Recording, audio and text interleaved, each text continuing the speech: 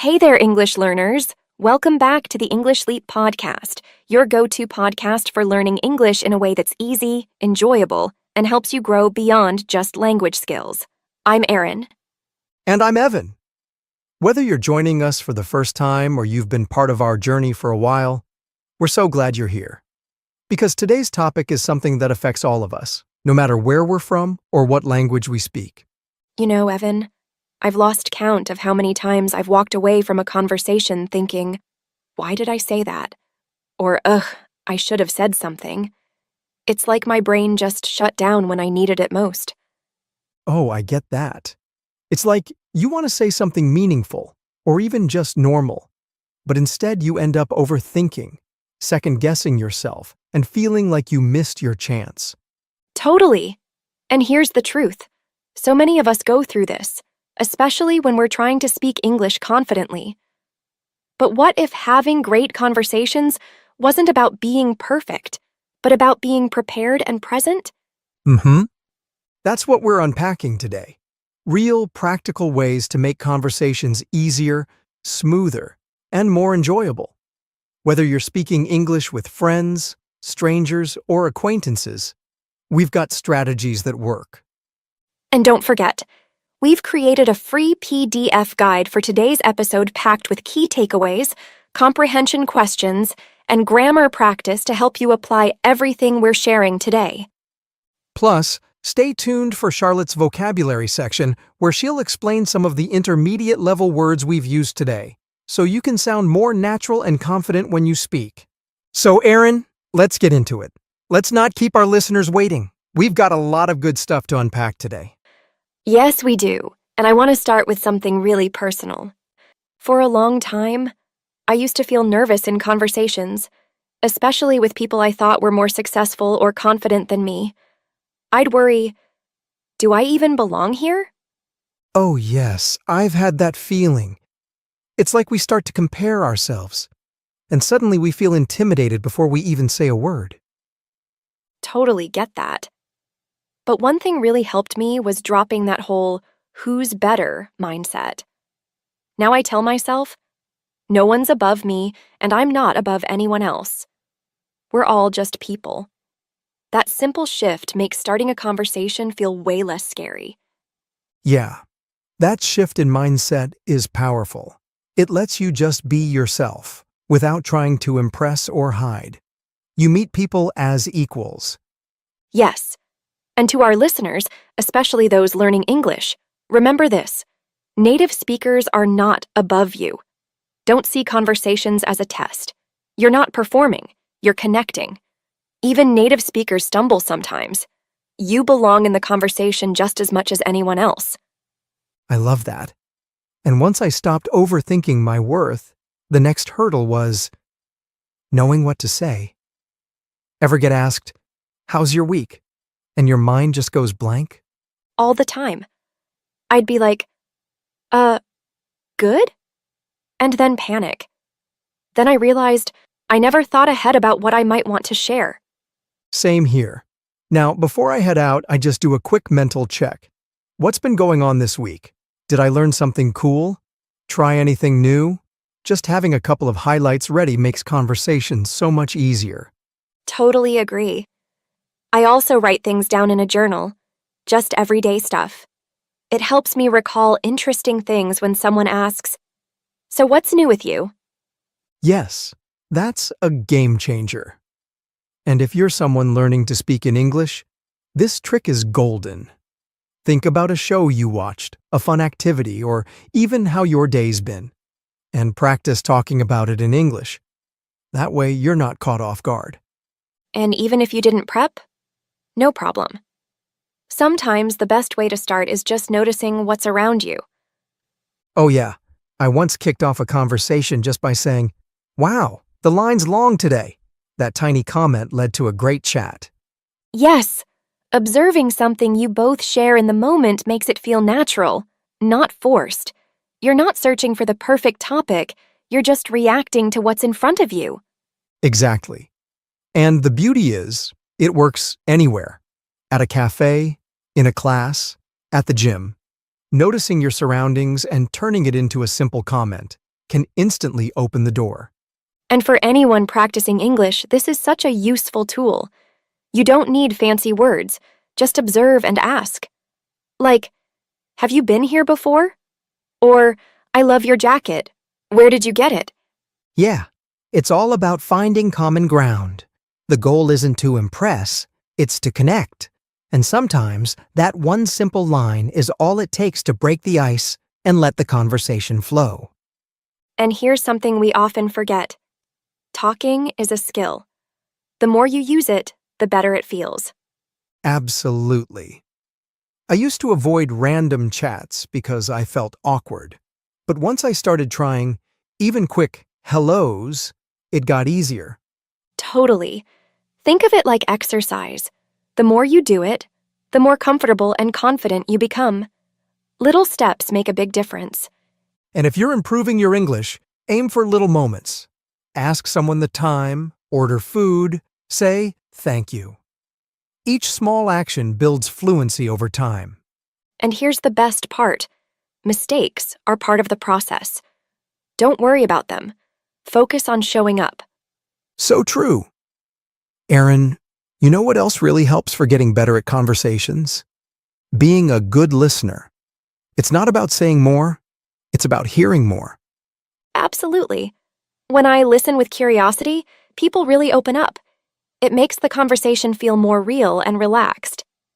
Yeah, and I've found that just repeating a little of what someone said, like, "Oh, so you went hiking last weekend," shows you care, and it keeps things flowing naturally. Right. And when you focus on truly listening, you're not overthinking your next sentence. You're just in the moment, and that takes the pressure off. And if you're learning English, this can really make a difference. Listening closely helps you understand better and gives you ideas for what to say next. Try simple responses like, "That's cool," or "Really? Tell me more." These let you stay part of the conversation without stress. Yes, you don't need perfect words. Just be present. People don't need you to impress them. They just want to feel heard.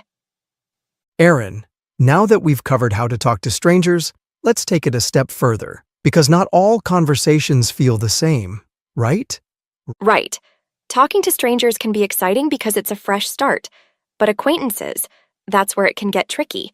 You've met them, but you might not remember all the details. I used to overthink those interactions. Same here. Now I just treat it like a clean slate. Ask a simple question or mention something familiar, like, "Hey, how's that project going?" It takes the pressure off. And then with friends, conversation feels natural. You know their style, you've got shared memories, and you can just relax and enjoy it. Exactly. And for those improving their English, adjust your confidence level. Strangers? Great for practice. Acquaintances? A chance to reconnect. Friends? Be yourself, even if your English isn't perfect. And you know what helps grow these connections? Regular, real conversations. I picture it like this. Every chat adds a little snow to your relationship.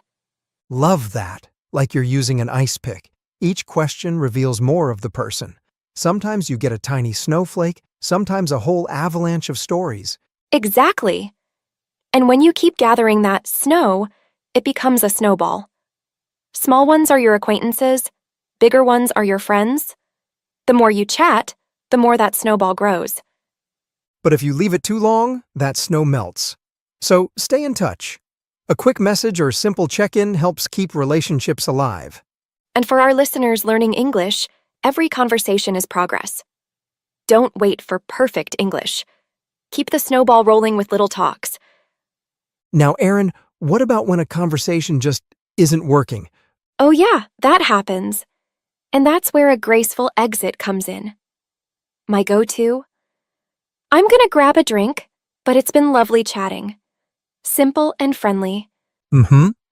Mine's, "I need to step away for a bit. Great talking with you." Leaves things on a good note. And for English speakers in progress, learn a few exit lines. It helps you end chats politely and confidently. Mm-hmm. Before we wrap up, let's throw in some pro tips for all conversations. First, be present. Don't stress about perfect replies. Just focus on the person. Yes. and paraphrase what they say. Like, so you started a new job? It shows you're listening and makes the conversation flow. Also, have a few topics you enjoy ready. Food, music, travel. These are easy ways to connect.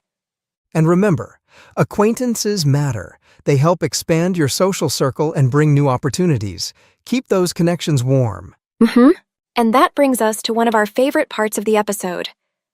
Charlotte's vocabulary section.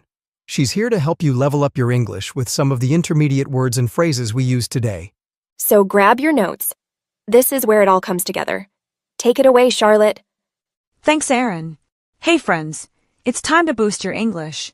Let's dive into some of the intermediate level words and phrases from today's episode to help you sound more natural and confident when you speak. Let's get started. Intimidated, meaning feeling nervous or afraid because someone or something seems more powerful, confident, or important.